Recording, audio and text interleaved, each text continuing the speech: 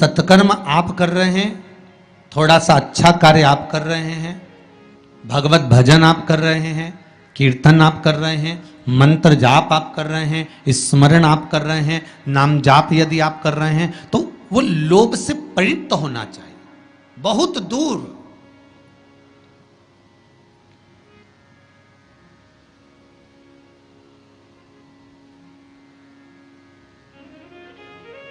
आपके भीतर वो उपजे ना।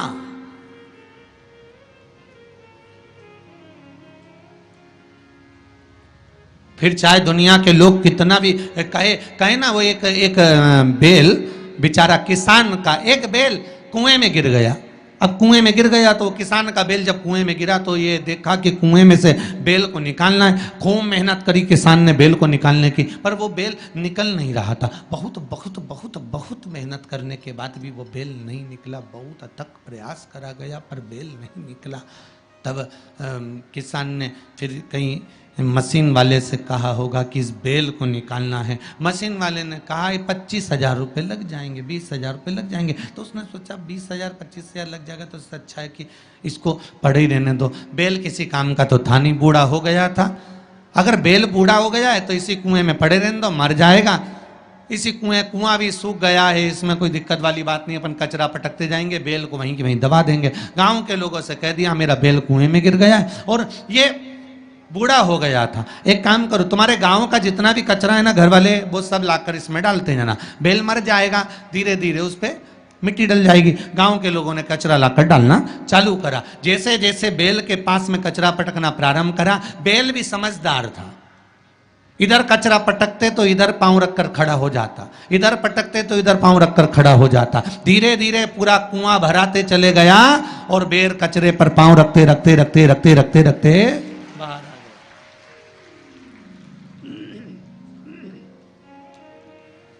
बेल कचरे पर पांव रखते रखते रखते रखते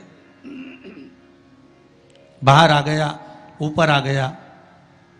और जब वो ऊपर आया, निकल कर बाहर भाग गया, निकल कर बाहर भागा।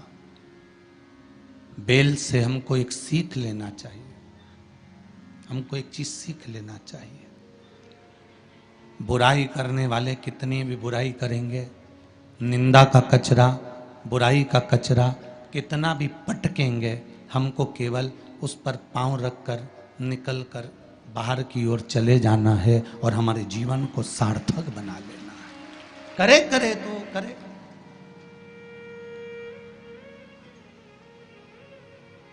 अब शब्द कहने वाला कहता रहे, ताने देने वाला देता रहे, गाली देने वाला देता रहे।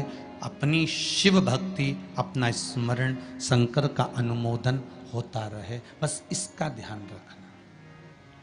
बैसाख के महीने में 9वीं तिथि को माता जानकी का प्रागट्य हुआ है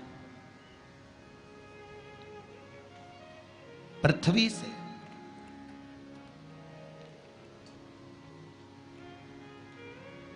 कभी एक विचार करिएगा कि नरसिंह अवतार बैसाख के महीने में हुआ, कुर्मा अवतार बैसाख के महीने में हुआ, हयग्रीव अवतार बैसाख के महीने में हुआ, परशुराम अवतार बैसाख के महीने में हुआ, माता जानकी का अवतार बैसाख के महीने में हुआ। आखिर बैसाख के महीने में, माधव महीने में इतनी महत्वता क्यों?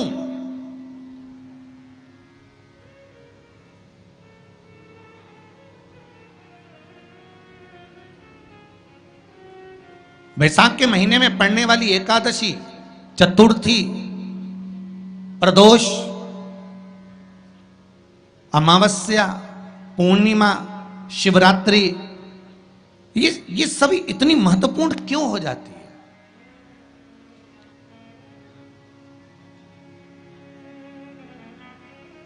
इसकी महत्वता इतनी प्रबल क्यों हो जाती है? किस लिए? क्योंकि बैसाख का जो महीना पड़ता है, सूर्य की संपूर्ण तपन, सूर्य देव अपने पूर्ण तेज के साथ में, पूर्ण तेज के साथ में मृत्यु लोक के निवासियों पर, चाहे जलचर हो, थलचर हो, वायुचर हो, चाहे जो जीव हैं उस पर जब किरण फेंकते हैं तो संसार का जो मनुष्य है उस पर जब ताप पड़ता है तो ताप पड़ने के कारण उसके मुख से भगवान का नाम निकल ही जाता है, स्मरण नाम निकल ही जाता है। जब उसके मुख से भगवान का नाम निकलता है तो वो भगवान की शरणागति खुद ग्रहण कर लेता है स्वयं।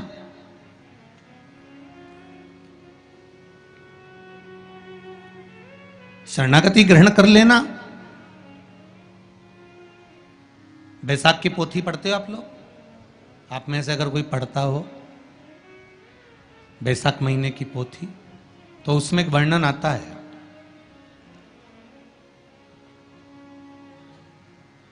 गीता प्रेस गोरखपुर के कल्याण अंक में भी आप ये पावन बैसाख चरित्र श्रवण कर सकते हैं।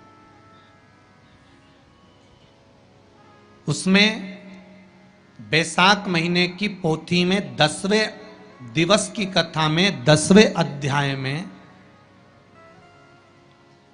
एक व्याध और शंख मुनि का चरित्र आता है।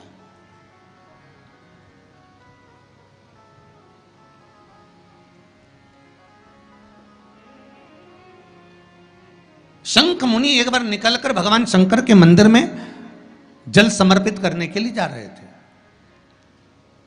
और शिव मंदिर की ओर जाते जाते जाते जाते जाते जाते बीच मार्ग में चलते चलते चलते चलते और वो शंख मुनि जब शिव के मंदिर में पहुंचे, शंकर भगवान के मंदिर में जाकर उन्हें दर्शन किया,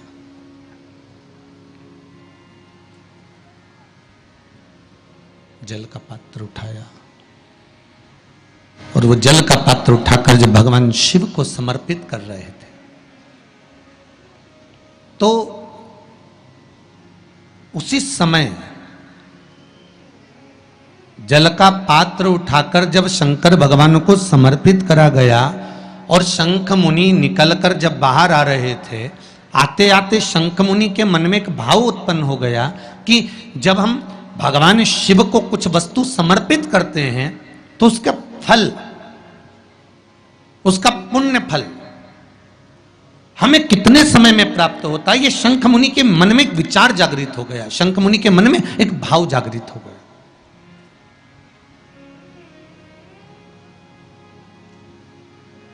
कई माताएं पशुपति व्रत करती हैं,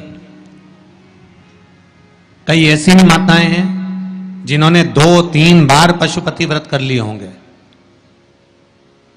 दूसरे को बताया, उसने व्रत करा, उसका हो गया, उसको फायदा भी मिल गया, और ये 3 कर ली उसके बाद भी।